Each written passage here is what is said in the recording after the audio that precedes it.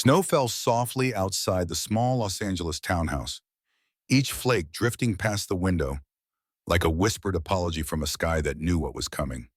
Christmas lights flickered along the neighboring rooftops, their colors bleeding through the frost. Red, green, gold, like dying hopes trying one last time to shine. Inside, the air smelled of roasted turkey and cinnamon candles, a feast prepared by hands that still believed in miracles. Claire Whitmore stood in the kitchen, 6 months pregnant, her belly round beneath a soft gray sweater. She adjusted the single candle at the center of the dining table, its flame dancing in the draft. Beside it sat a small silver frame holding a sonogram photo, the baby she and Mateo had prayed for, the child she thought would heal what fame had broken. Her hands trembled slightly as she smoothed the tablecloth. Mashed potatoes steamed in a ceramic bowl. Cranberry sauce glistened in cut crystal her mother had given them as a wedding gift. Everything was perfect. Everything was ready. She wanted this night to be different, to be the moment they remembered who they were before the cameras, before the followers, before Matteo Russo became a name people whispered with equal parts admiration and fear. The front door burst open with a force that made the candle flicker violently. Matteo entered like a storm given human form. He wore a designer coat, black wool, Italian cut, the kind that cost more than most people's monthly rent. His phone was still live, the tiny red recording light glowing like a demon's eye. Behind him, the cold December air rushed in, carrying with it the scent of expensive cologne and something darker, ambition perhaps, or contempt. His followers were watching, thousands of them, their comments scrolling past in real time as he walked through his own front door like a conqueror returning from war. Sometimes, Matteo said into the camera, his voice smooth as silk over steel, you have to let go of what holds you back. He turned the lens toward Claire, who stood frozen mid-smile, her hand still on the candle. The flame caught in her eyes, making them glisten with something that might have been tears or simply the reflection of dying light. Matteo, she whispered, her voice barely audible over the hum of the heater. What are you doing? He turned the camera off with a deliberate tap, the red light vanishing. The silence that followed was somehow worse than any sound. He sighed loudly as if her very existence exhausted him. Claire, I can't fake it anymore. She felt her heart drop, the baby inside her shifting as if sensing the danger. Fake what? Her voice cracked. This.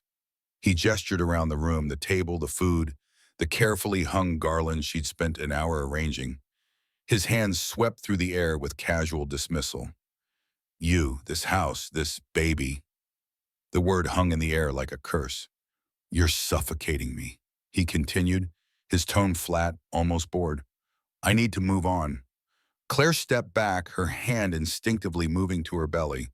The room seemed to tilt. Outside, children laughed as they built a snowman. Somewhere down the street, Silent Night played from a speaker. The world continued, indifferent to the shattering happening inside these walls. You're leaving me, she breathed. On Christmas? Matteo looked at her belly, his expression unreadable, then shrugged. It was the shrug that broke her, the casual indifference as if their life together, their vows, their unborn child were nothing more than an inconvenient business arrangement. You'll be fine, he said, already moving toward the bedroom. You always have that calm teacher thing. You'll manage. You promised, Claire whispered, tears now streaming freely down her face. You said we'd build something real.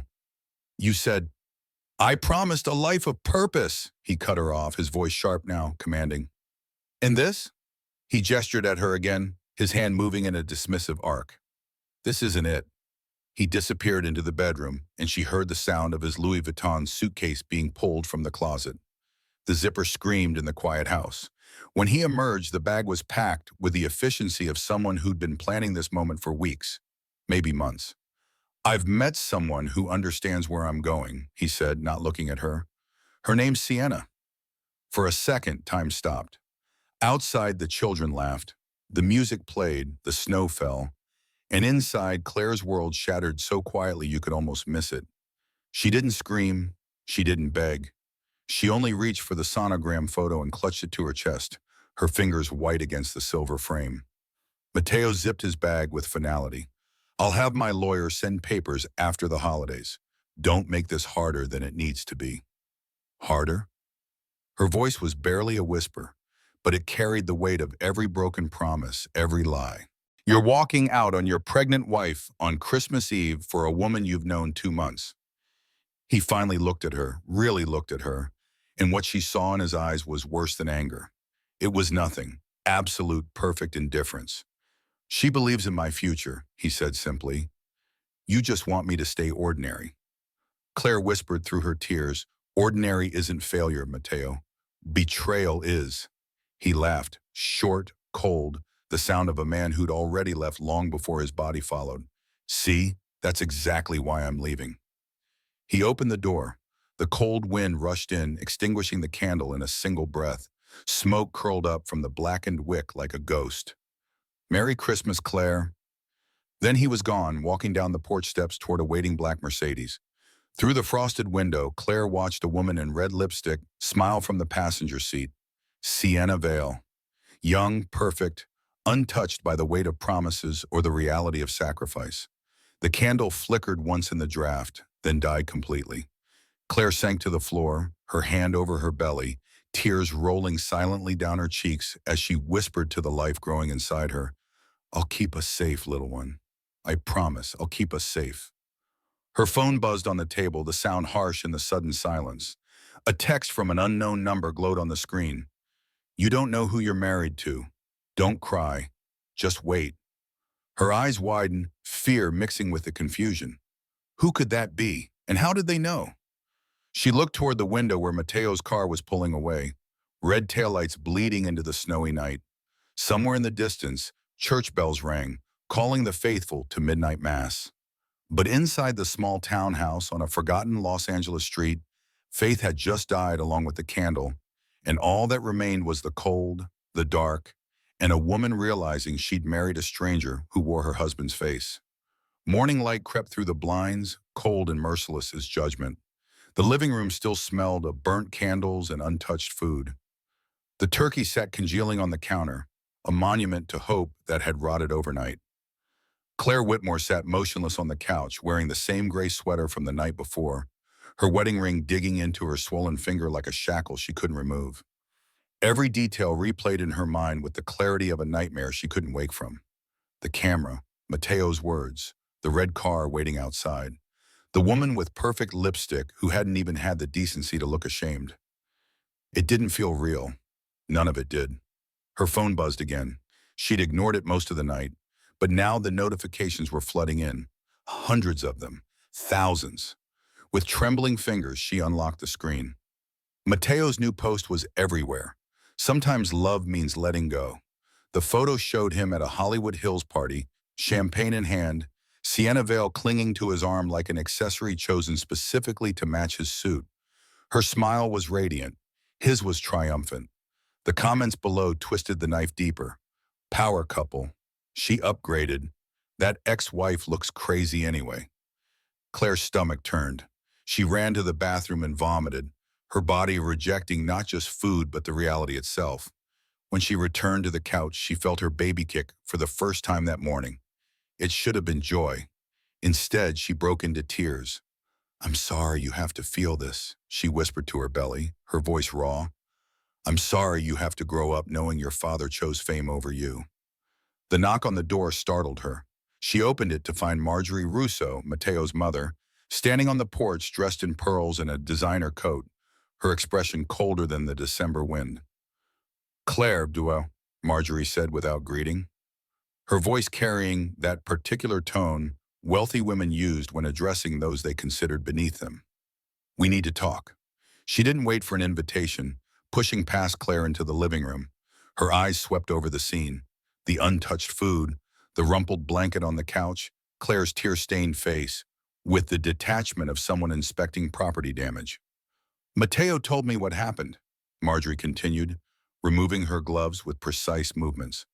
I warned you this would happen if you didn't support his career properly. Claire blinked, stunned into silence.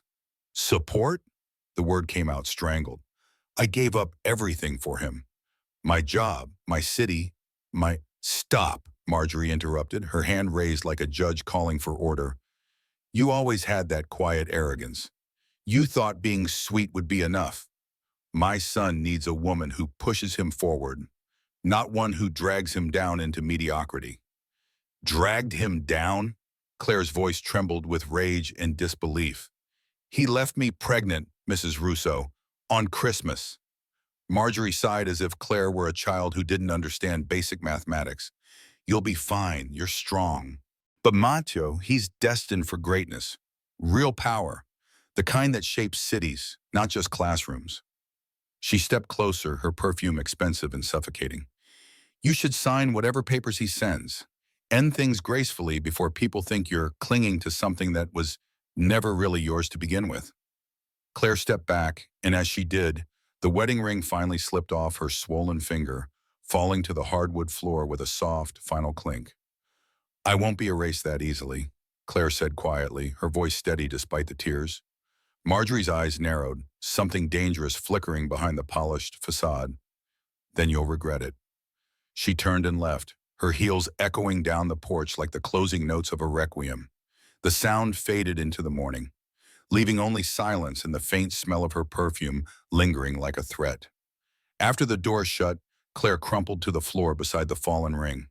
She picked it up, the gold warm in her palm, and stared at it for a long moment before placing it on the mantel beside the sonogram photo. The unknown text from last night still haunted her. She opened her phone and stared at the message. You don't know who you're married to. Desperate, she'd opened her laptop. News outlets had already picked up Matteo's bravery. Headlines called him the influence broker who chose freedom. In one clip, he sat on a podcast, leaning back with that calculated confidence, saying, I had to step away from toxicity to protect my energy. Toxicity, he meant her, the woman carrying his child, the woman who'd sacrificed her career to support his rise. The pressure in Claire's chest grew unbearable. She grabbed her coat and stepped outside into the freezing air. The city felt foreign, hostile, as if Los Angeles itself had turned against her overnight. She walked aimlessly until she reached a small cafe near Melrose Avenue, the kind of place where nobody knew anyone and everyone pretended not to see each other's pain. The barista recognized her, not as Mrs. Russo, but from Matteo's vlog series where she'd once appeared, smiling, naive, playing the role of the supportive wife. You okay, ma'am? The barista asked gently, her eyes kind. Claire nodded weakly. Just tea, please. She sat by the window, staring at her reflection in the glass. Pale, broken, but somehow still breathing. Her phone buzzed again. Another message from the same unknown number. Don't reply. Just check your husband's business records. He used your name. Her heart stopped. She rushed home, grabbed the file cabinet they kept in the spare room, and pulled out their joint documents with shaking hands. She rifled through papers, tax returns, business registrations, partnership agreements. There it was, Whitmore Holdings, LLC, a name she hadn't heard in years. Her late father's name, Daniel Whitmore, founder of Whitmore Estates. The company had been dormant since his death 5 years ago. But here it was, active again, registered under Matteo Russo as managing partner. Her name listed as co-founder without her knowledge or consent. The dates told the story. Matteo had revived the company 2 years ago, using her father's legacy to secure loans, attract investors, build his empire of influence. Claire's breath hitched. She felt dizzy, nauseous. This wasn't just betrayal, this was theft, identity fraud, a violation so deep it made her physically ill. Her phone buzzed one last time that night. You don't need to chase revenge, you already own it. She stared out the window as snow began to fall again over Los Angeles. Rare, beautiful, cold. For the first time since Christmas Eve, she wasn't crying. She was thinking. Her hand moved instinctively to her belly, feeling the soft movements of the life growing inside her. This child would need a mother who knew how to fight, not with fists or screams, but with truth. Claire opened her laptop and began taking screenshots. Every document, every signature, every lie Matteo Russo had told using her dead father's name. Somewhere across the city, Matteo smiled for another camera, believing he'd won, believing she'd fade quietly into obscurity. But Claire Whitmore was done fading. She whispered to the falling snow, to the ghost of her father, to the child in her womb. He wanted freedom. I'll give him truth instead. And truth, she was learning, had teeth. By the next evening, the world already had a new celebrity couple to obsess over. Matteo Russo and Sienna Vale were everywhere. Headlines, talk shows, glossy Instagram stories filled with champagne flutes and sunset selfies taken from penthouse balconies that overlooked the city like thrones. New Year, New Love, one headline read, accompanied by a photo of them kissing at a private New Year's Eve party in the Hollywood Hills. Sienna wore diamonds. Matteo wore victory like a second skin. Claire watched the video from her dim apartment, disbelief curdling into nausea. He hadn't just left her, he had erased her from the narrative entirely, as if their marriage, their vows, their unborn child were nothing more than rough drafts he'd decided not to publish. The TV played on mute, showing a clip from the Daily Pulse, where a reporter with perfect teeth and emptier eyes said, sources close to the situation confirm that Russo's ex-wife is reportedly unstable and financially dependent on him. Friends say she refused to move on, clinging to a relationship that had long since ended. Claire's tea mug slipped from her hand and shattered across the floor, porcelain scattering like broken promises. Unstable? She whispered to the empty room. He had told them that, fed the narrative to the press like poison disguised as medicine. Every headline, every whispered rumor, every side eye she'd gotten at the grocery store, it was all him, orchestrating her destruction from behind the scenes while smiling for cameras. Then her phone rang, unknown number again. She hesitated, staring at the screen as it buzzed insistently. Finally, she answered. Mrs. Whitmore. The voice was female, calm, measured. The voice of someone used to delivering bad news with surgical precision. My name is Evelyn Grant. I used to work for your father.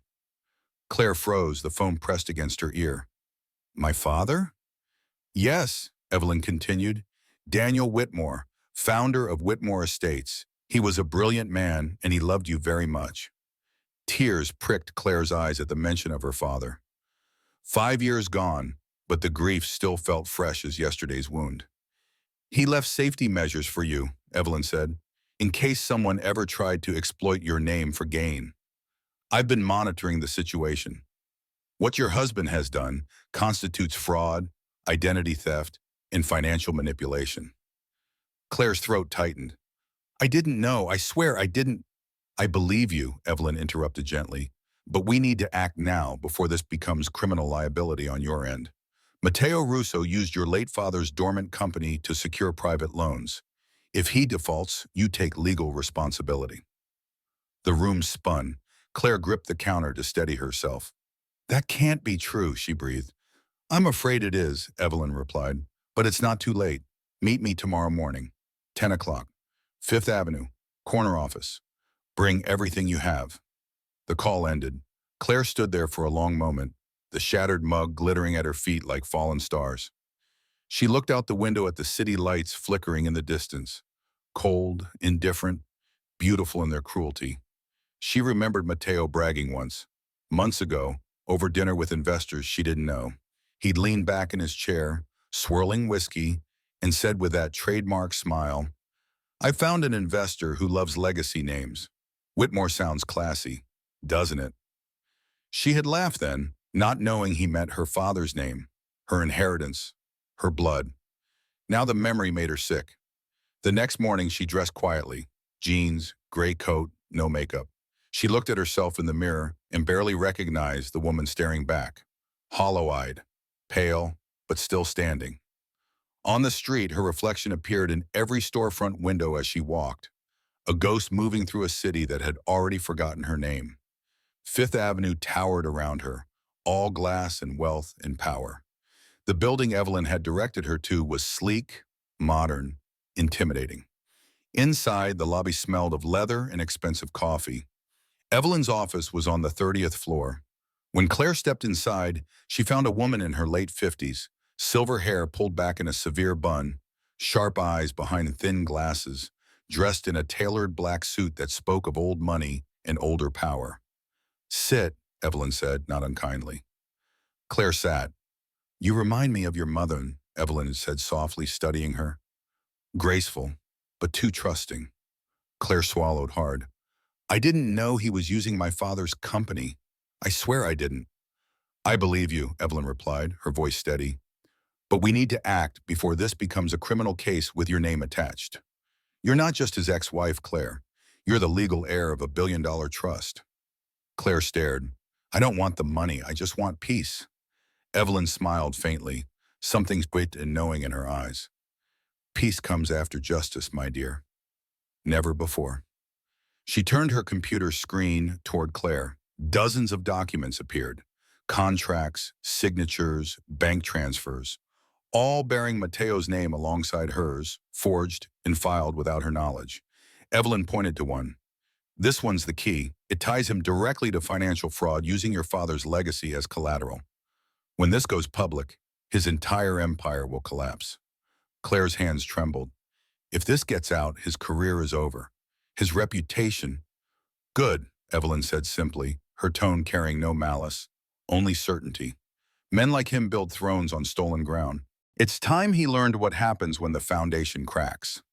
Claire looked out the window at the winter sky, gray and heavy with the promise of more snow. Mateo's words echoed in her mind. You'll never be strong enough to fight me. She turned back to Evelyn.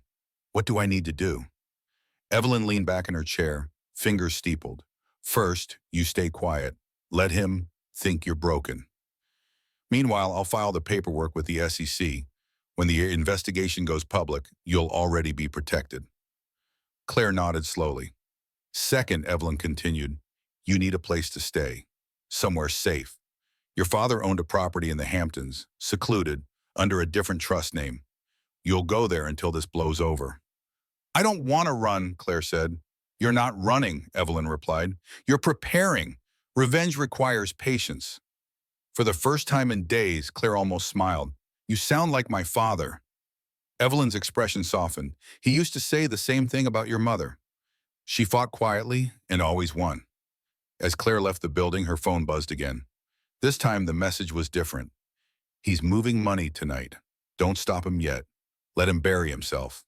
Claire looked around the busy Manhattan street, heart racing. Someone was watching Mateo. Someone was protecting her. But who? And more importantly, what did they want in return? She pulled her coat tighter against the wind and whispered to the city, to the ghost of her father, to whoever was listening. Let him dig his own grave. I'll be there to watch him fall. And somewhere across the city, in a penthouse overlooking Central Park, Mateo Russo laughed into a phone, unaware that the ground beneath his empire had already begun to crack. That night, Los Angeles turned cold, unusually cold, the kind of cold that crept into bones and reminded people that even paradise had seasons of suffering. The streets glittered with frost, reflecting neon signs and headlights in fractured patterns that looked like broken stained glass. Claire walked home from the subway, one hand on her belly, the other gripping the envelope Evelyn had given her. Inside were documents proving Mateo's crimes, forged contracts, fake investors, stolen identity. Each page was another nail in the coffin he didn't know he was building for himself. Her breath fogged in the air with each step, white clouds disappearing into the darkness. The city felt different tonight, watchful, waiting. As she reached her street, she noticed a man leaning against a parked car, his figure half hidden in shadow beneath a flickering street lamp. His coat was dark, expensive but worn, the kind journalists wore when they wanted to blend in but couldn't quite hide their profession. When their eyes met, he straightened, his expression unreadable. You shouldn't walk alone this late, Mrs. Whitmore, he said quietly. Her pulse quickened. Who are you? How do you know my name?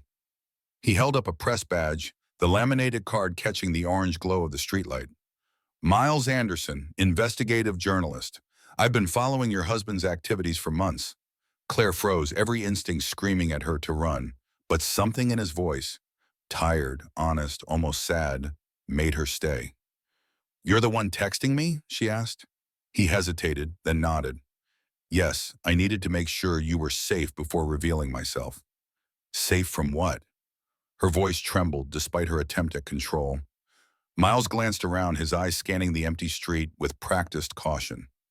Matteo Russo isn't just an influence broker, Mrs. Whitmore.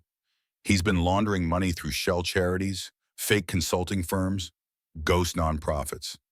Some registered in your name without your knowledge. If this surfaces before you're protected, you'll be implicated. Claire felt the ground tilt beneath her. Oh my God, he's using our unborn child's future to clean his crimes. Miles nodded grimly. Exactly, but you have something he doesn't. Legal ownership of the Whitmore trademark. That makes you the one holding the detonator. She stared at him, searching his face for deception and finding only weary determination. Why help me? What's in it for you? For a moment, his expression softened, something vulnerable flickering across his features before the professional mask returned. Your father once funded my scholarship when I was 18. Journalism school. Full ride. He didn't know me, didn't want recognition. He just believed in giving people chances. Miles's voice grew quieter. When I found out what Matteo was doing to Daniel Whitmore's daughter, I couldn't stay silent. Your father gave me my career. The least I can do is help protect his legacy and you. Tears pricked Claire's eyes. I didn't know anyone still cared about my father. He was a good man, Miles said simply, and he left behind something better than hotels or money. He left you. Before she could respond, the low rumble of an engine cut through the night. A black SUV rolled slowly down the street, its headlights cutting through the darkness like searchlights. Miles immediately stepped in front of Claire, his body a barrier. Get inside your house, he said urgently. Now. The SUV stopped, engine idling, exhaust rising like smoke from a dragon's nostrils. A tinted window lowered halfway, revealing a face Claire knew too well. Matteo. Her body went cold, colder than the December air, colder than betrayal. You should have stayed quiet, Claire, Matteo said, his voice carrying that familiar mix of charm and threat. He smiled, but it didn't reach his eyes. Internet loves a sad story, but lawsuits? Those are ugly. Don't embarrass yourself. Miles took a step forward, his phone already out, recording. You should leave, Mr. Russo. Right now. Matteo's smile faded, his eyes narrowing as he studied Miles. Who the hell are you? Someone who's not afraid of cameras, Miles said evenly, the red recording light visible in the darkness. For a long moment, Matteo stared at them both. Then his expression shifted, not to anger but to calculation. He was measuring, weighing, deciding how much threat they posed. Finally, he cursed under his breath and slammed the window shut. The SUV peeled away, tires screeching against the frost-slicked pavement, red taillights bleeding into the night like wounds. Claire exhaled shakily, her legs nearly giving out. He knows I'm fighting back. Miles looked at her with calm resolve. Then we fight smarter. Let him think you're broken. Meanwhile, we build your case brick by brick. Inside the house, Claire collapsed onto the couch, trembling. Miles placed a small flash drive on the coffee table, the plastic cold and innocuous looking for something that held such power. This contains proof, he said. Matteo paid influencers to smear you online, coordinated campaigns to paint you as unstable. Every transaction, every email, every lie, it's all here. Claire looked at the drive, this tiny weapon that could fit in her palm. If I go public with this, it'll destroy him. Miles nodded. Yes, but not yet. Let him climb higher first. The fall will hurt more. Claire whispered almost to herself. He left me for fame. Let fame be the thing that ruins him. Outside, the wind howled through the empty street, rattling windows and shaking bare trees.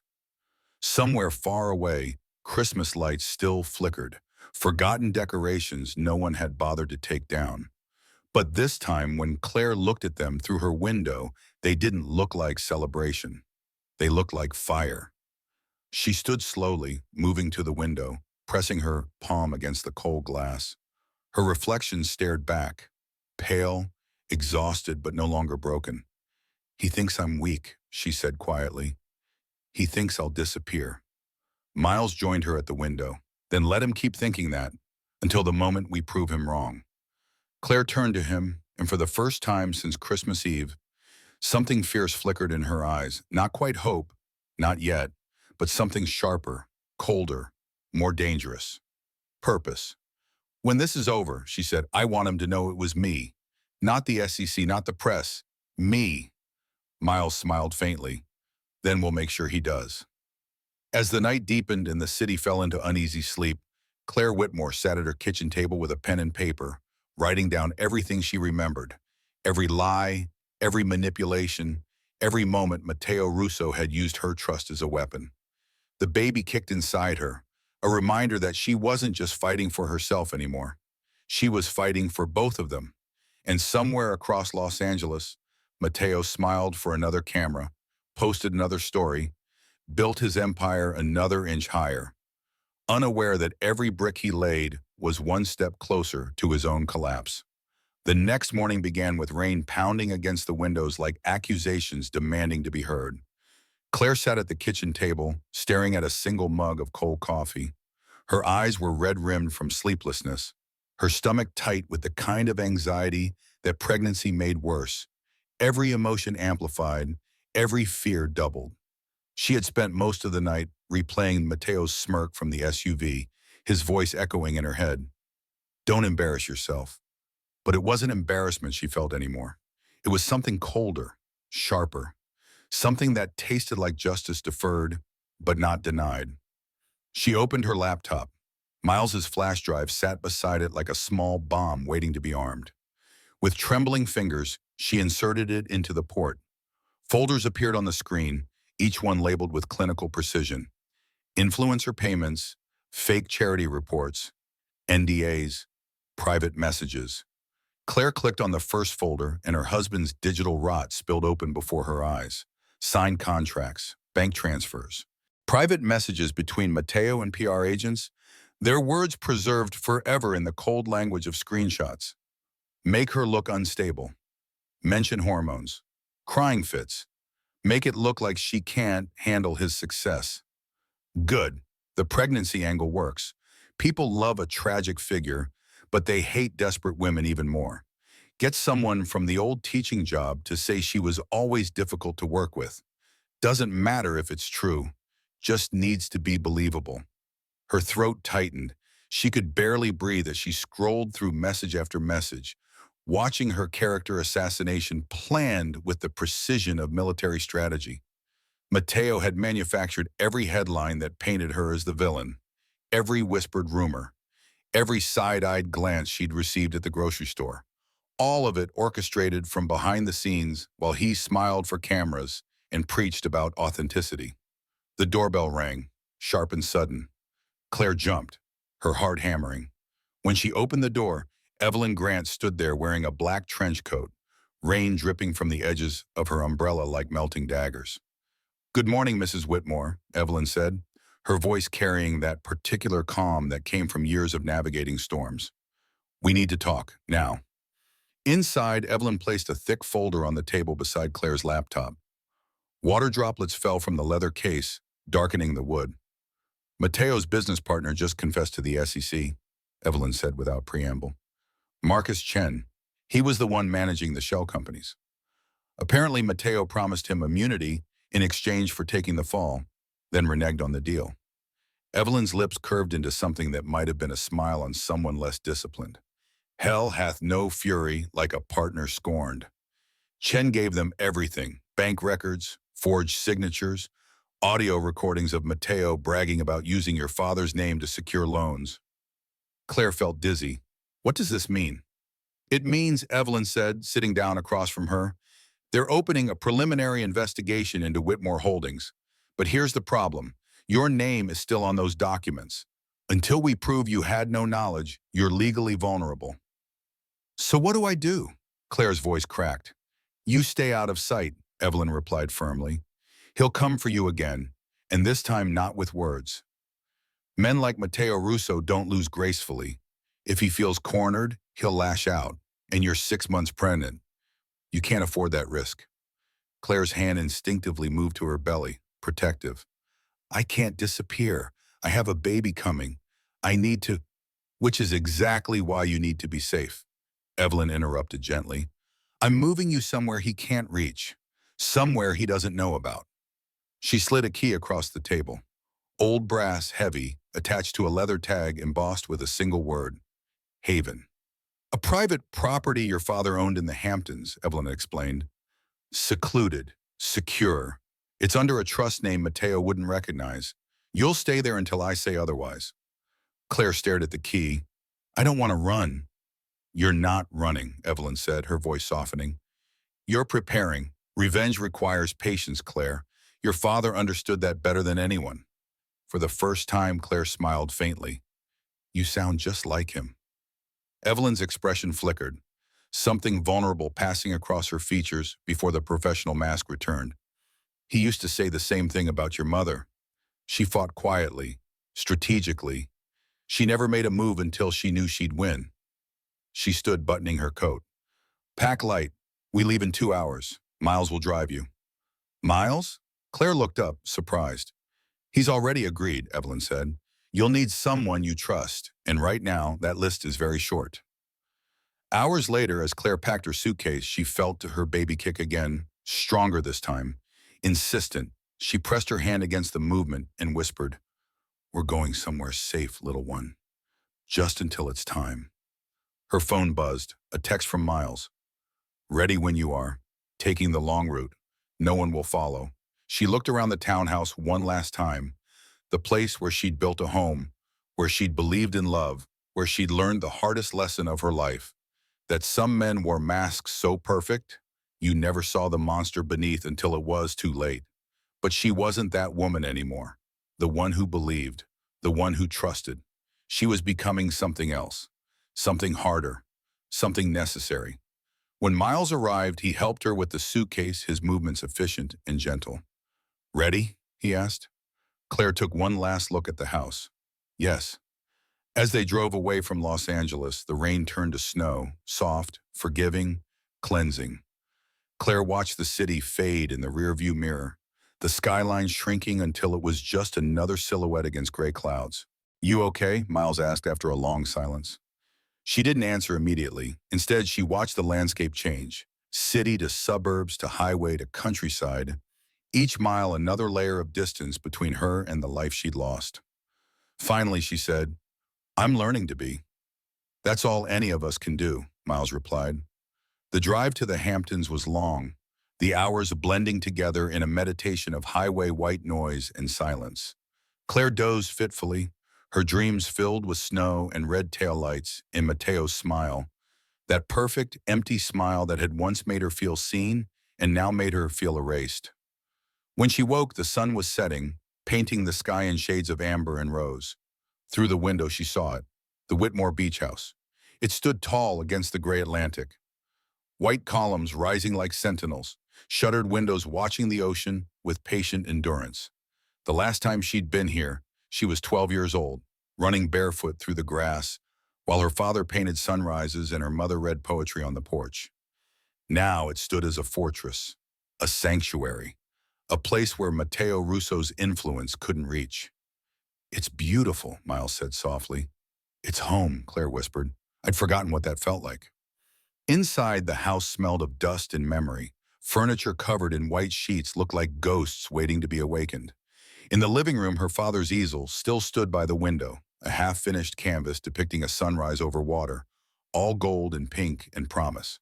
Claire ran her fingers over the dried paint, tears blurring her vision. He never finished it. Maybe you will, Miles said gently. They spent the afternoon cleaning, opening windows, letting cold air chase away the staleness. Miles chopped firewood while Claire unpacked boxes of clothes and baby things. The rhythm of ordinary tasks soothed something raw inside her. By sunset, a fire crackled in the hearth, filling the house with warmth. Over dinner, soup and bread from the small local market, they talked about everything except the past. Miles told stories from his early journalism days, chasing politicians through D.C. hallways, sleeping in his car to get the story first. Claire laughed for the first time in weeks. Really laughed. The sound surprised her. When the laughter faded, Miles looked at her seriously. You could start fresh here, you know, after this is over. Nobody around here knows you're that Claire Whitmore. You'd just be another woman raising a baby in a beach town. That's the plan, she said, smiling. No cameras, no drama, just us. Miles hesitated. You sure you want to do this alone? She met his gaze. I've been alone for a long time, Miles. The difference is now it's by choice. Outside, snow began to fall again, thick and soft, muffling the world in white silence. The ocean roared beyond the dunes, eternal and indifferent. Claire walked to the porch after dinner, wrapping a blanket around her shoulders. The night air was crisp, the stars sharp against the dark sky, like diamonds scattered on velvet. Miles joined her quietly. You know, he said, when I first met you, you looked like someone who'd forgotten how to breathe. Now you look like someone who finally remembers. Claire smiled, eyes glistening. I guess I finally remembered what air feels like. A moment passed in silence, filled only with the sound of waves and wind. Then her phone buzzed. She'd kept it off most of the drive, but now a new message glowed in the darkness. He's trying to reach you from prison contacts. Don't respond. Her heart skipped. She showed Miles the screen. Mateo, he said, not a question. Claire nodded, then powered the phone off completely and placed it face down on the porch railing. He doesn't get another word in my life. Miles smiled. That's the right kind of silence. As the snow piled higher, covering the dunes in white, Claire closed her eyes and whispered to the wind, to her father's ghost, to the child sleeping inside her. We're safe now. And for the first time in what felt like a lifetime, she truly believed it. But deep in the quiet Hampton night, far from cameras and chaos, a storm was still forming. One final test before peace could last. Because men like Matteo Russo didn't disappear quietly. They burned everything on their way down, and the fire was just beginning. Winter deepened in the Hamptons, wrapping the beach house in white silence that felt like both sanctuary and exile. Days passed with the gentle rhythm of healing. Slow, sometimes painful, but unmistakably real. Claire cooked simple meals, painted by the window overlooking the Atlantic, and read aloud to the baby kicking inside her. Her voice the only sound besides wind and waves. The world beyond her snowy hills felt like a fever dream she'd finally woken from. Each morning she'd walk to the mailbox at the end of the long driveway, collecting letters from the foundation Evelyn still ran in her name. Updates about the investigation, legal documents that needed signatures. News clippings she didn't ask for but Evelyn sent anyway, tracking Mateo's slow unraveling in the court of public opinion. His follower count was dropping. Sponsors were quietly distancing themselves. The empire he'd built on stolen ground was cracking at its foundation. Claire felt nothing watching his fall. Not joy, not satisfaction, just the quiet exhaustion of someone who'd survived a war and couldn't quite believe they'd made it to the other side. Until the morning, the dream cracked again. She opened the mailbox to find an envelope that made her blood run cold. Thick, unmarked, no return address. Her name written in neat block letters, Claire Whitmore Russo. Her hands trembled as she opened it. Inside was a photograph. Mateo in prison, sitting across a visitor's table, smiling that same smile that had once made her feel chosen and now made her feel hunted. On the back, in his unmistakable handwriting, you took everything from me, but you can't erase what's mine. Her pulse pounded in her ears. She turned the envelope upside down. Another paper fell out, a printed legal petition. Matteo Russo versus Claire Whitmore, petition for paternal visitation rights. The air seemed to vanish from her lungs. No, she whispered. No, no, no. He was suing for rights to see the baby. From prison, the child he'd called a burden, the pregnancy he'd abandoned. Now he wanted access, not because he cared, but because it was the last piece of her life he could still control. That night, she couldn't sleep. The wind howled outside like a warning, rattling windows and shaking the old house's bones. She sat in the living room, staring at the petition until the words blurred together. Miles found her there at dawn, still dressed, still holding the paper. Let me guess, he said quietly, kneeling beside her chair. He's trying to drag you back into his circus. Claire nodded, unable to speak. He's desperate, Miles continued, his voice steady, anchoring. He's lost everything, money, followers, freedom. So he's clinging to the only thing left, control. He doesn't want the baby, Claire said bitterly.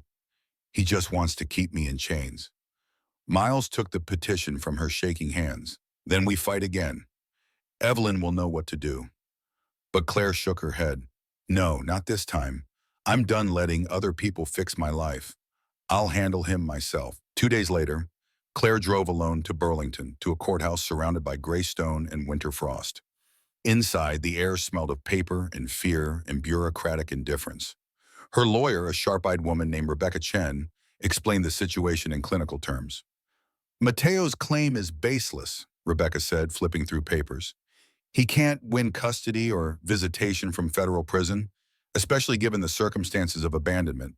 This is a publicity stunt, harassment disguised as legal action. If we ignore it, it dies quietly. Claire exhaled slowly. Then that's what we'll do. Good, Rebecca said. The less engagement, the less ammunition he has.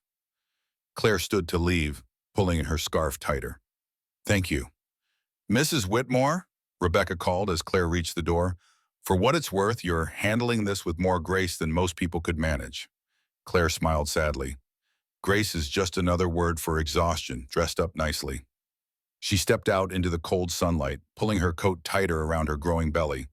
Across the street, a photographer raised his camera. Flash, flash, the world was still watching. That night, back at the beach house, she painted to calm her nerves. She picked up one of her father's unfinished canvases, the sunrise he'd never completed, and began adding color. Soft blues and golds, light breaking through darkness. When she was done, the image showed a woman standing in snow, holding a child, light blooming behind them like a promise finally kept. She smiled through tears. We'll be fine, she whispered to her belly. He can't reach us here. Not anymore. Just then, headlights swept across the window. A car slowed outside her gate. She tensed, heart racing, hand instinctively moving to her phone. But when the door opened, it was only Evelyn, stepping out into the snow, her coat dusted white, her expression concerned. I heard, Evelyn said, entering without needing invitation. The petition. I'm sorry, Claire. This wasn't supposed to happen. It's fine, Claire said, though her voice shook. It's handled. No, Evelyn replied firmly, it's not fine. But you handled it perfectly. That's what matters. She sat by the fire, warming her hands. The SEC investigation is moving faster than expected. They've found evidence of racketeering, money laundering, wire fraud. When this goes to trial, Mateo won't see daylight for years. Claire felt nothing. No triumph, no relief. Just the weight of knowing her child would grow up with a father in prison. I didn't handle it for me, Claire said quietly. I handled it the way I did to show our son what strength looks like. Evelyn smiled. Then your father would have been proud. As the two women stood by the fire, snow fell harder outside, sealing the world in quiet white. For once, Claire didn't feel fear when she thought of Mateo, because she finally understood something her father had tried to teach her years ago. Shadows only exist where there's light, and she was learning to be her own light. Mateo's shadow was still out there, but it no longer frightened her, because darkness can't chase what refuses to run. And Claire Whitmore was done running. Snow covered the Hamptons beach house like a benediction, transforming the world into something clean and quiet and new. But inside, Claire Whitmore was pacing the floor, one hand gripping her belly, the other clutching her phone with white knuckles. The contractions had started at dawn, gentle at first, like the baby was knocking politely, asking permission to enter the world. But now, as afternoon light filtered through frost-covered windows, they were coming faster, harder, stealing her breath and making her knees weak. Miles's voice echoed through the phone speaker, urgent but controlled. I'm on my way, Claire. Don't move. The hospital's 30 minutes out. Just breathe. I am breathing, she snapped, then immediately laughed through the pain. Sorry, I think the little one's impatient. Can you hold on, Miles asked. She looked out at the swirling snow, the drifts piling against the porch, the world turning white and endless. I've been holding on my whole life, Miles. I can do this. 10 minutes later, though it felt like hours, headlights appeared in the distance, cutting through the snow like hope made visible. Miles burst through the door, breathless, coat dusted white, eyes wide with something between panic and determination. Let's go, he said. Evelyn had called ahead, arranging a private suite at Southampton Hospital. The drive through the snow was slow, tense, each bump sending sharp aches through Claire's body. But she held Miles's hand the entire time, squeezing so hard she thought she might break his fingers. Almost there, he kept whispering. Almost there. When they arrived, nurses rushed her in with practiced efficiency. The room was warm, filled with soft beeping and the antiseptic smell that meant safety, medicine, life being protected. Claire changed into a gown, sweat beading her forehead despite the air conditioning. Dr. Patel, a calm woman with kind eyes and steady hands, checked her vitals. "You're ready," she said gently. "It's time." Hours blurred together after that. Pain and breath and flashes of memory. Mateo's betrayal, her father's voice, the quiet Vermont nights she'd dreamed of, Christmas lights flickering like dying stars. All of it melted into one long storm of sensation. Then, cutting through the haze, a cry broke the silence. High, beautiful, alive. Claire's tears came instantly, hot and unstoppable. The nurse placed the tiny bundle in her arms, this impossibly small human who'd lived inside her for 9 months, who'd felt every tear she'd cried, every moment of fear and hope and fury. "Congratulations, Mrs. Whitmore," the nurse said softly. "It's a boy." For a moment, everything stopped. The machines, the voices, time itself. There was only the warmth of her child against her chest, the heartbeat she'd waited months to hear outside her own body. "Hey, little one," she whispered, her voice breaking. "You made it. We made it." Miles stood quietly in the corner, hands clasped, trying not to cry and failing completely. When Claire looked up at him, smiling through exhaustion, he stepped closer. "He's perfect," Miles said, his voice thick with emotion. "He's strong," Claire replied softly, kissing the baby's forehead, "just like his grandfather." The baby stirred, tiny fingers curling around her thumb with surprising strength. She studied his face, so new, so innocent, untouched by the darkness that had surrounded his conception. "Welcome to the world, Ethan Whitmore," she said. Outside, the storm had stopped. Sunlight broke through the clouds, pouring gold through the hospital window, painting everything in shades of hope and beginning. Hours later, after the nurses left and quiet settled over the room, Evelyn arrived. She stood at the doorway, her sharp composure melting as she saw Claire holding the baby. "May I?" Evelyn asked quietly. Claire nodded. Evelyn approached slowly, carefully, as if the baby were made of glass and prayer.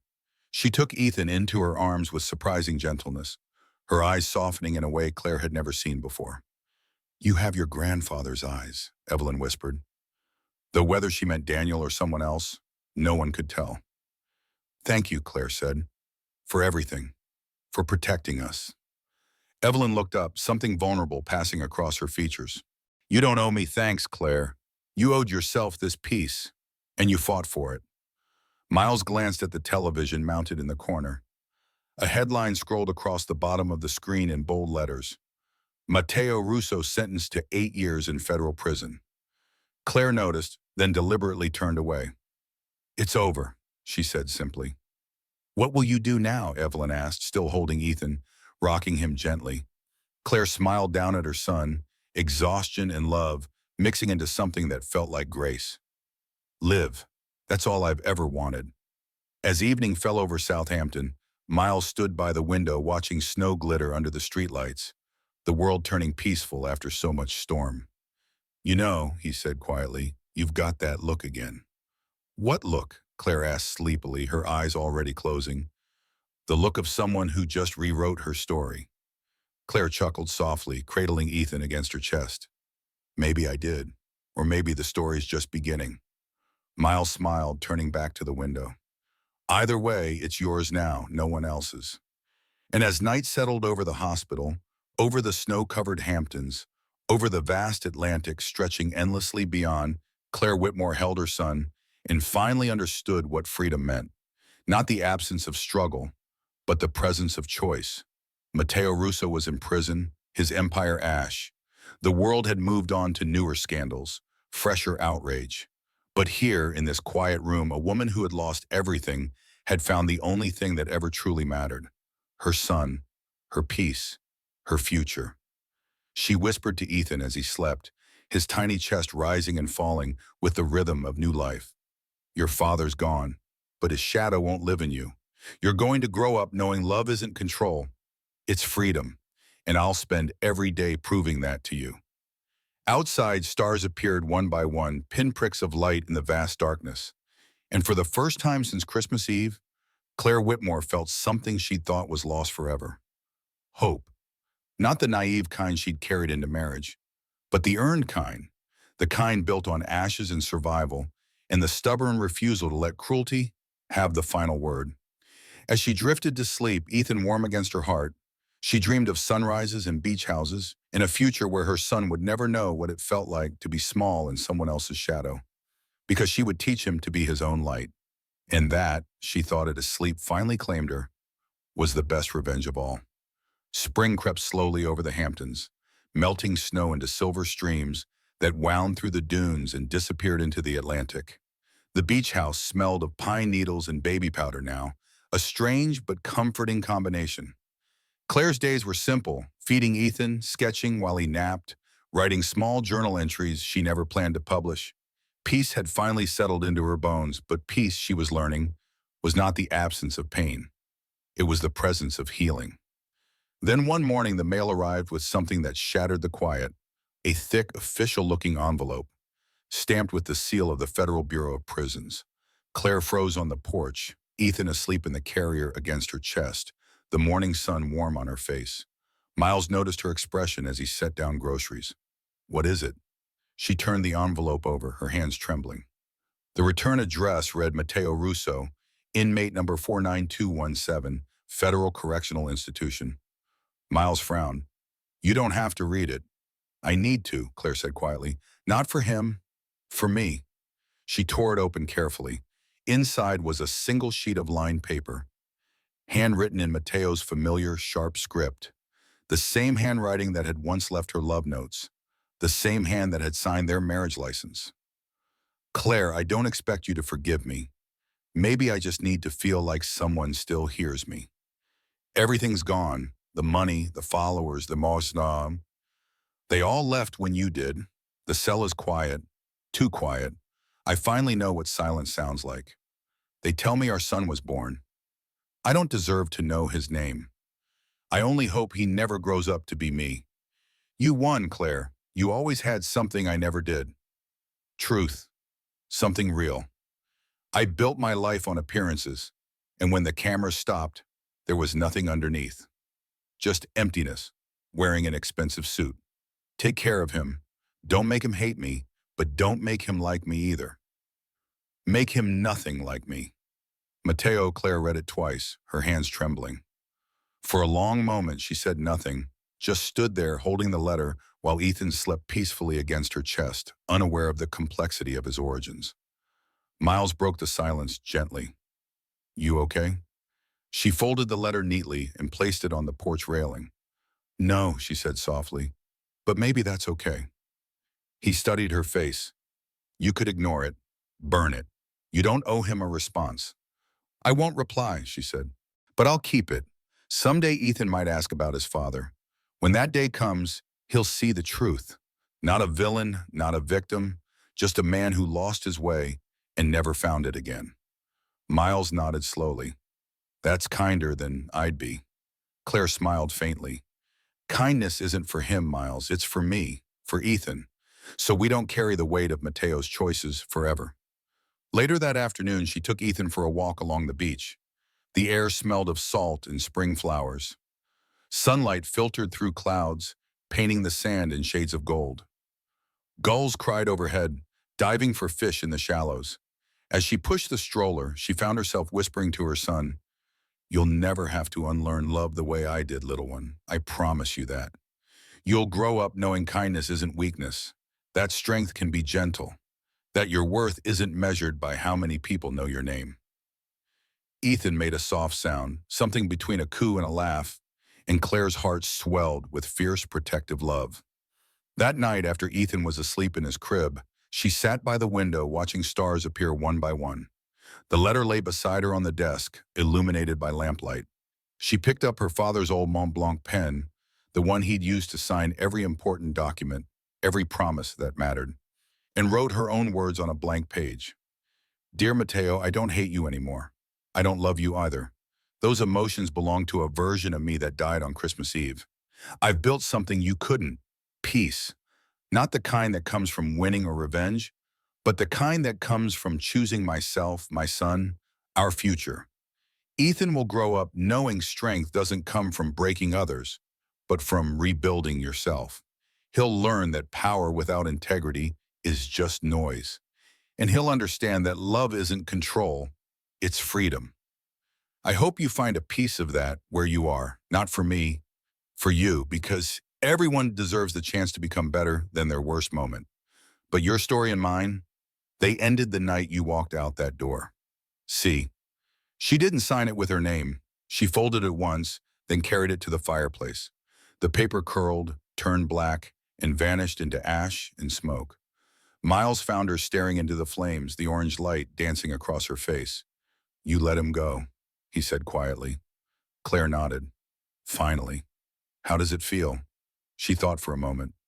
Like breathing without weight on my chest. Outside, rain began to fall softly against the windows, washing away the last traces of winter. The sound was gentle, rhythmic, almost like a lullaby. And as she watched the fire fade to embers, Claire realized that forgiveness wasn't a gift to Mateo. It was freedom for herself. Freedom from the story he'd tried to write for her.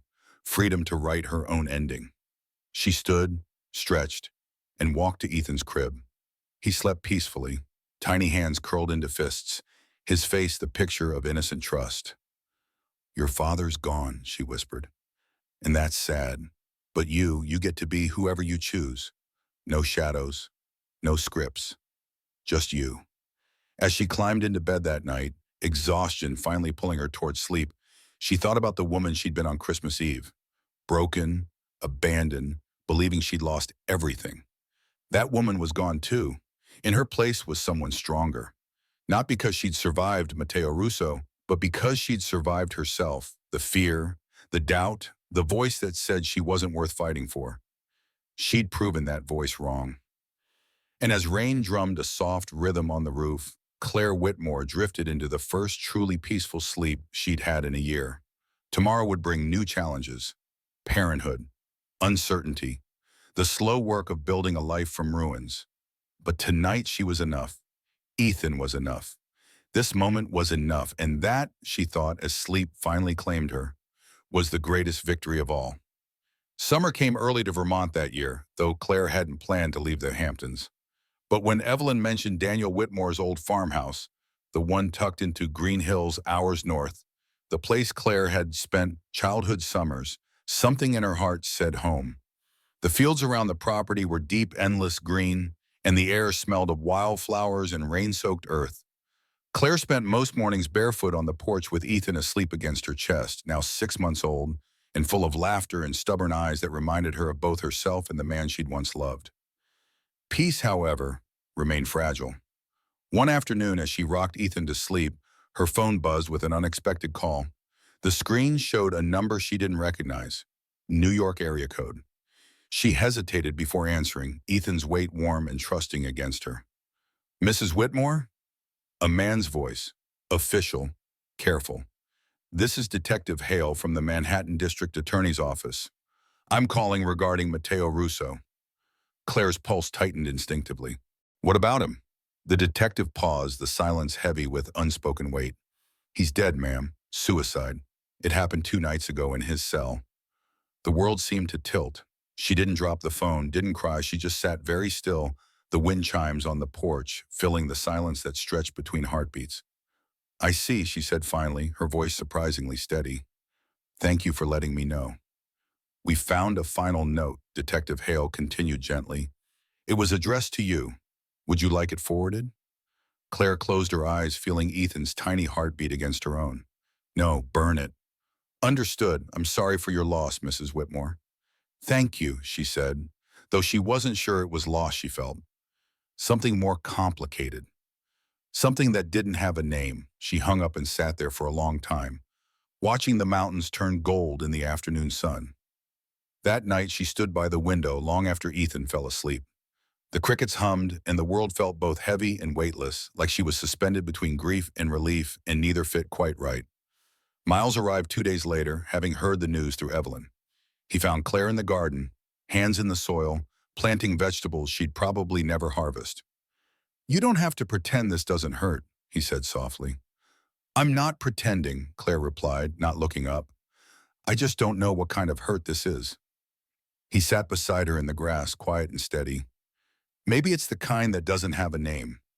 She nodded, her hands still working the earth. "He was a monster to me, Miles, but he was still human.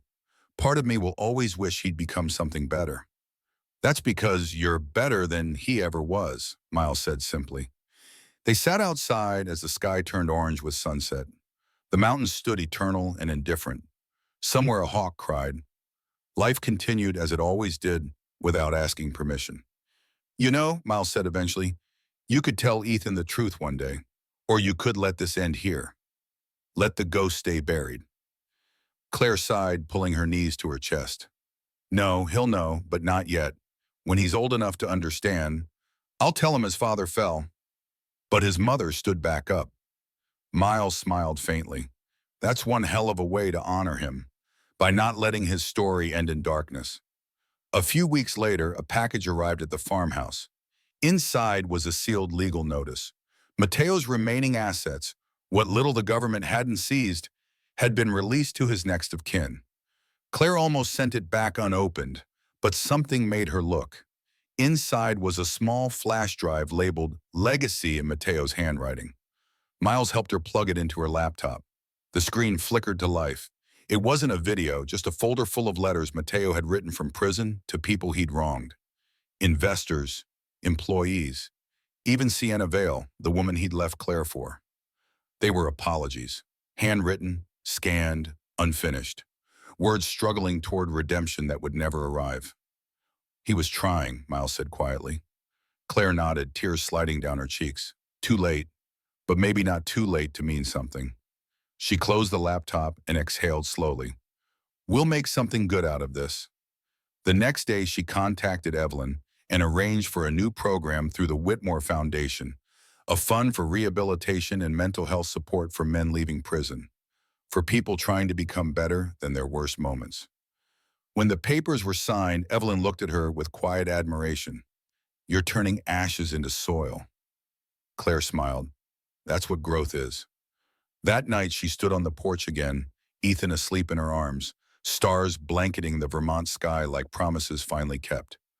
"Your father's gone," she whispered to him, "but his shadow won't live in you. You'll grow up knowing mistakes don't define us. What we do after them does." And as fireflies danced through the summer dark, Claire finally felt what peace truly meant. Not forgetting the ghosts, but learning to let them rest, not erasing the past, but refusing to let it write the future. She pressed a kiss to Ethan's forehead and whispered one last promise to the night. "We survived. That's enough. That's everything." And somewhere in the distance, thunder rumbled softly, not a threat, but a reminder that storms pass, and what grows after is always stronger than what came before. Autumn returned to Vermont wrapped in red and gold, painting the mountains in fire and memory. It had been nearly a year since the gala, since the world watched Claire Whitmore's name dominate every screen, every whisper, every headline. Now she was just Claire again. No cameras, no scandals, no noise, only a mother, a woman, and a survivor learning how to live in the quiet after the storm. Ethan was almost 1 now, already wobbling on tiny legs across the porch, his laughter echoing through the farmhouse like sunlight made sound. Every time he smiled, Claire saw neither Mateo nor herself, just a new person, untouched by the darkness that had surrounded his conception, full of possibility she would protect with her life.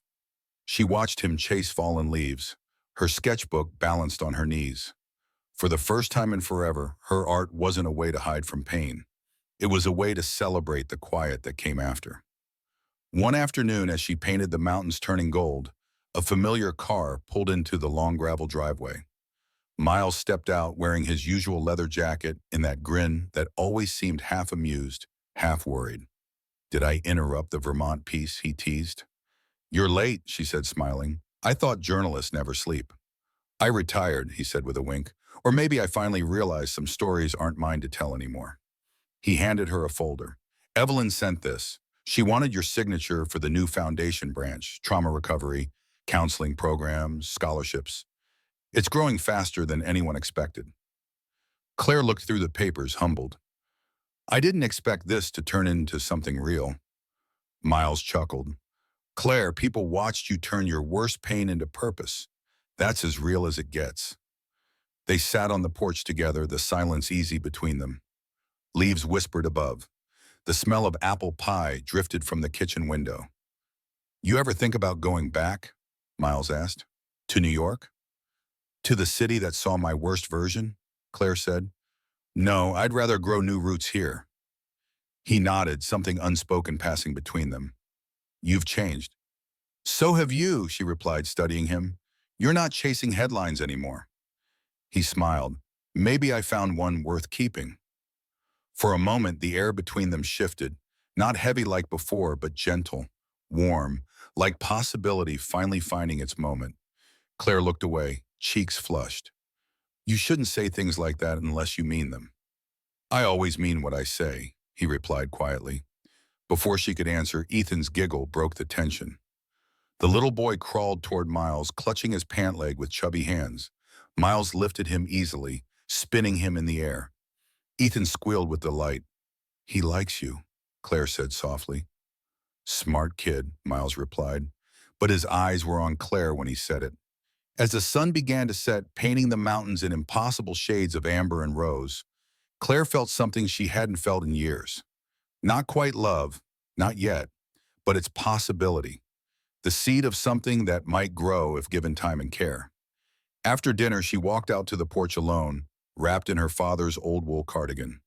The wind rustled through the trees, carrying whispers of seasons changing, time passing, life continuing despite everything. Miles joined her quietly, 2 mugs of tea in his hands. You know, he said, handing her one, for someone who swore off attention, you've inspired half the country. I didn't mean to, she said. That's what makes it powerful. They stood in silence, looking up at the stars scattered across the Vermont sky like diamonds on black velvet. Claire turned to him and said, for the first time, I don't feel like a story. I feel like a life. Miles smiled, his voice soft. Good, because you deserve to live it. She exhaled slowly, her eyes on the horizon where the last light of day was fading. Maybe this is what love is supposed to look like. Quiet, safe, real. Maybe, he agreed. No cameras, no drama. Just this. Just this, she repeated, the words feeling like a promise. And as the last light of day faded into twilight, Claire Whitmore, the woman the world once pitied, the name that became a hashtag, the story that everyone thought they knew, finally became something better. Herself. Not the broken version, not the triumphant headline. Just a woman learning that survival wasn't the end of her story. It was the beginning. By the next spring, the snow had melted into soft rivers that carved new paths through the Vermont hillsides, and the mountains around Claire's farmhouse gleamed under brilliant sunshine. Life had settled into something beautifully ordinary. Morning walks with Ethan, phone calls with Evelyn about the foundation's expanding reach, in the gentle company of Miles, who had become as much a part of their days as the sunrise itself. But one morning, as Claire poured coffee in the kitchen, Evelyn called with a tone she hadn't used in months. Businesslike, urgent, necessary. Claire, Evelyn said, they're dedicating a new wing at Whitmore Children's Hospital in Manhattan. In your father's honor, the board wants you to attend. They specifically requested you. Claire froze, her hand hovering over the coffee pot. New York? Yes, Evelyn replied. It's been over a year. You're ready. This isn't about Mateo anymore. It's about you, your father, and what you've rebuilt from ashes. That night, Claire sat by the fire after putting Ethan to bed, staring into the flames as they danced and crackled. Miles watched her from across the room, understanding without words what she was wrestling with. You're thinking about it, he said. I swore I'd never go back, she murmured. Then don't go back to the past, he said gently. Go forward, into the place where it happened. Show them who you've become. 2 weeks later, she was on a train heading south, Ethan sleeping peacefully in the seat beside her, tiny hands clutching a stuffed bear. Miles sat across the aisle, pretending to read but clearly watching her, ready to steady her if she needed it. The closer they got to the city, the tighter the air felt in her chest. The skyline rose like a ghost from the horizon, familiar, threatening, beautiful in its indifference. When they arrived, Manhattan looked the same but different, brighter maybe, or perhaps she was the one who changed. The Whitmore Children's Hospital stood tall on Fifth Avenue, its marble facade gleaming in the afternoon sun. Cameras waited outside, though fewer than before. The world had moved on to newer stories, fresher scandals. As she stepped onto the sidewalk, the hum of the city hit her. The honking, the voices, the flash of phones, the energy that never stopped, never slept, never apologized. For a heartbeat, she almost turned back. Then Ethan laughed, waving at a pigeon that had landed nearby, and Claire smiled. "You're right," she whispered to him. "We're not afraid of noise anymore." Inside, the dedication ceremony was elegant but simple. Photographs of Daniel Whitmore lined the walls. The young visionary, the man who built something lasting. The father who believed in second chances. The new wing bore a golden plaque that read, "In honor of Daniel Whitmore," and the strength he passed on to his daughter. Claire stood before it, tears streaming freely now, not from sadness, but from something deeper. Pride, gratitude. The knowledge that her father's legacy wasn't money or buildings, but the belief that broken things could be made whole again. Evelyn appeared beside her, voice soft. "He'd be proud, you know." "I hope so," Claire whispered. "For a while, I forgot who I was beyond what people said about me. I think I finally remember now." During the ceremony, a journalist approached hesitantly. "Mrs. Whitmore, may I ask, how does it feel to be back in the city after everything?" Claire smiled, the question no longer a threat. "It feels like forgiveness, not for anyone else, for myself." The reporter blinked, caught off guard. "And what would you say to the women who followed your story?" Claire glanced toward Ethan, who was playing quietly near Miles. "That surviving isn't the end. Healing is. And healing doesn't mean forgetting. It means choosing to build something new from what remains." Applause followed her words, not loud or frenzied, but real, honest, the kind that comes from recognition rather than spectacle. For the first time, the cameras didn't feel like weapons. They felt like witnesses to peace finally earned. Later that night, after the event ended, she walked out to the hospital terrace overlooking the glittering skyline. The city spread beneath her like a sea of light, millions of stories happening simultaneously, indifferent to hers. Miles joined her, hands in his pockets. "You did it." Claire looked at the city that once broke her, the place where she'd lost everything and learned what she was truly made of. "No," she said softly, "we did." He reached for her hand, and this time, she didn't pull away. As the lights of Manhattan shimmered below them, beautiful, cruel, eternal, Claire realized something profound. The city hadn't changed. She had. She was no longer the abandoned wife, the tragic headline, the woman people pitied or celebrated depending on the algorithm. She was Claire Whitmore, mother, survivor, builder of new legacies. And this time, she was the one standing in the light, casting no shadows behind her. Only forward, only up, only into whatever came next. Because she'd learned the most important truth of all. You don't heal by erasing the past. You heal by refusing to let it write your future. And her future, it was just beginning. The morning after the hospital dedication, the sun rose over Manhattan in soft gold, painting the city in shades of promise and possibility. From the penthouse suite Evelyn had arranged, Claire stood by the window with a cup of tea, watching the city come alive below. Ethan babbled on the floor beside her, playing with blocks, his laughter the only sound she needed. For the first time in over a year, she didn't look at New York as a battlefield. It was simply a city again. Noisy, alive, indifferent, beautiful in its chaos. Miles stirred awake on the couch, stretching with a groan. "You're up early." "I wanted to see it one more time," Claire said softly. "Before we go home."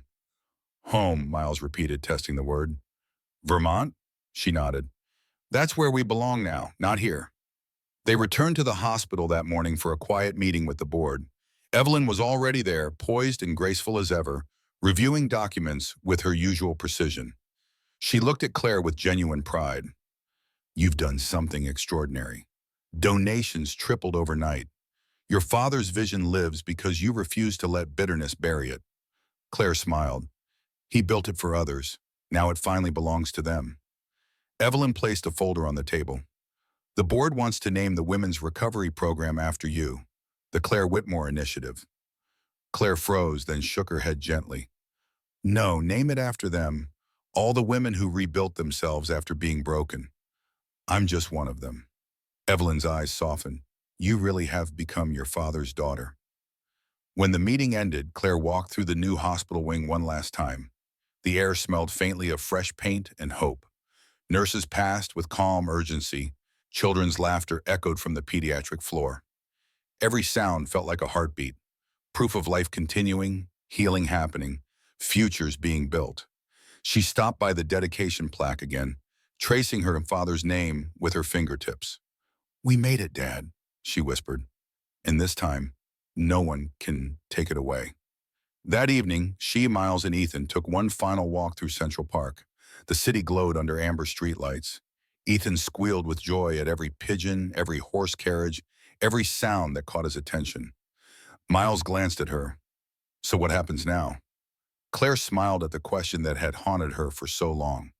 We go home, we plant more trees, paint more mornings, teach Ethan how to live without fear. You make it sound easy, he teased. It's not, she said softly, but it's honest, and that's enough. They reached the Bethesda fountain, the angel statue glimmering in the fading light. Claire stopped, remembering the woman who'd once stood in the cold Manhattan rain, abandoned and broken, believing she'd lost everything. That woman was gone. The one standing here now carried both her scars and her peace, proof that surviving wasn't weakness. It was the bravest thing you could do. Miles touched her shoulder gently. You know, if your story were a book, this would be the last page. Claire turned to him with a small, knowing smile. Maybe, but some stories don't end, they just change chapters. He smiled back. Then here's to the next one. As they left the park, a light drizzle began to fall, soft, cleansing, the kind that made everything shimmer. Claire lifted Ethan into her arms, his tiny hands clutching her hair, his trust absolute. You see that? She whispered to him. That's what new beginnings feel like. Later that night, from the train window, heading back to Vermont, she watched Manhattan fade into the horizon. The skyline that had once held all her pain now looked simply beautiful. Lights against darkness. Proof that even in the hardest places, people found ways to shine. Miles sat beside her, Ethan asleep in his arms, and Claire leaned her head on his shoulder. We're finally home, she whispered. And as the train carried them toward the life they'd rebuilt from ashes, toward mountains and farmhouses and mornings without headlines, Claire Whitmore closed her eyes and smiled. Not because the storm had ended, but because she'd learned to dance in the rain. Not because she'd forgotten the pain, but because she'd transformed it into purpose. Not because she was perfect, but because she was finally, beautifully, undeniably free. The world that once watched her break had watched her rise. Not as a victim, not as a headline, but as a woman who'd taken every piece of her shattered life and built something new, something no one could take away. Her father's legacy lived in hospital wings and scholarships. Mateo's mistakes became lessons for men trying to change. And Claire? Claire became the woman she was always meant to be. A mother, a survivor, a light in someone else's darkness. And as the stars appeared one by one outside the train window, she whispered a final truth into the night. Pain doesn't define you. What you do with it does. So the story has come to an end, dear friends. But if you've stayed with me until this moment, then perhaps something in Claire's journey touched your heart too. Maybe you've been through a storm of your own, betrayal, loss, or the kind of silence that feels endless. What this story reminds us is simple but powerful. We can rise again. As Marcus Aurelius once wrote, what stands in the way becomes the way. Every heartbreak, every fall is not punishment. It's preparation. Claire didn't win because life suddenly became kind to her. She won because she'd learned to be kind to herself. That's the real healing. Not revenge, not noise, but peace. So if you're walking through something heavy right now, remember, pain doesn't define you, it refines you. Keep going, keep breathing. Your light is already forming in the dark. And if this story spoke to your heart, give it a like, share it with someone who needs hope tonight, and subscribe. Because here, we don't just tell stories, we remind each other that healing is possible. Thank you for being here, for listening, for believing that even broken things can become beautiful again. Until next time, may you find your peace, and may you always remember you are stronger than you know.